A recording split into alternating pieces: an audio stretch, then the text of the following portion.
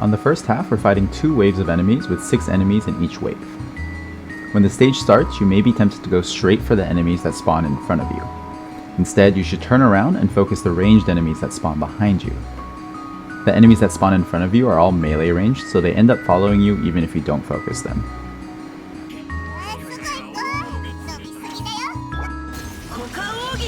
I recommend using a freeze team on this half since they're really good at handling groups of enemies and preventing them from getting split up. Freeze will be especially useful in the second half when you have to fight 2 Kairagi and want to keep them together for as long as possible.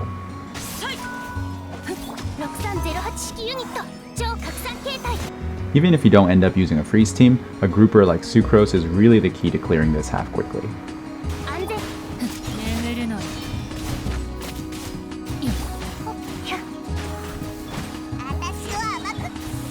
After defeating the 3 ranged enemies, I switch my focus to the Eremite Clearwater since she has the most HP.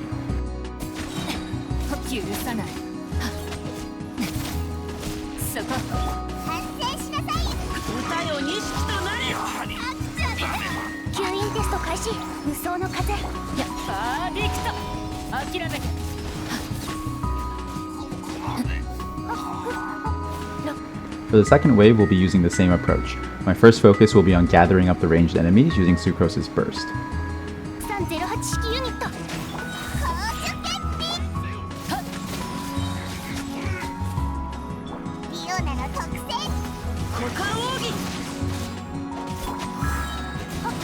I try my best to throw Sucrose's burst in an area that can pull in all 4 of the Eremite archers. If you're using Venti here instead, the placement is easier because the vacuum range on his burst is much bigger than Sucrose's.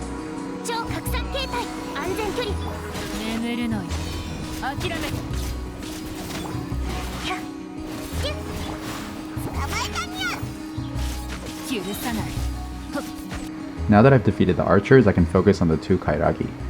If either one of them dies before the other, the surviving one will heal for 50% of his HP and become immune to CC for the rest of the fight.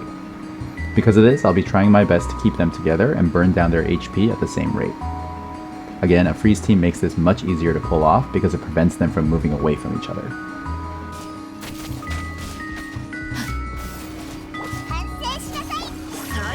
If I see that one of them has more HP than the other, I'll shift my focus to try to equalize them.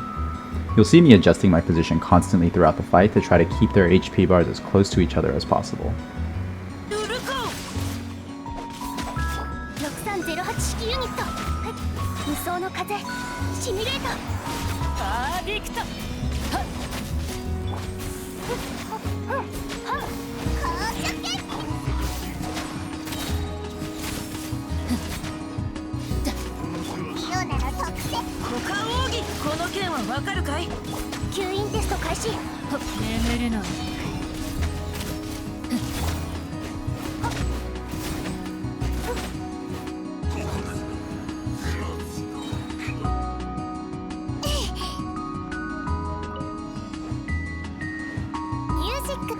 On the second half, we're fighting the Dendro Dinosaur.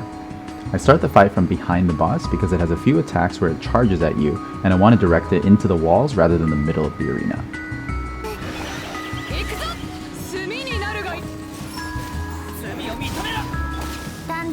The boss has a rage bar that fills up when it takes electro damage and goes down when it takes pyro damage. When it fills up completely, it uses one of 3 possible enraged attacks and then becomes stunned for about 20 seconds with reduced resistances. As you might guess, the key in this fight is to capitalize on this mechanic and use a team that can deal a lot of electro damage. This also synergizes really well with this floor's leyline disorder, which gives a big buff to electro damage.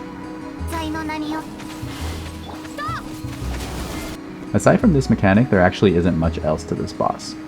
As long as you have a strong electro damage dealer and a decent healer to survive its attacks, I found that this boss isn't too challenging.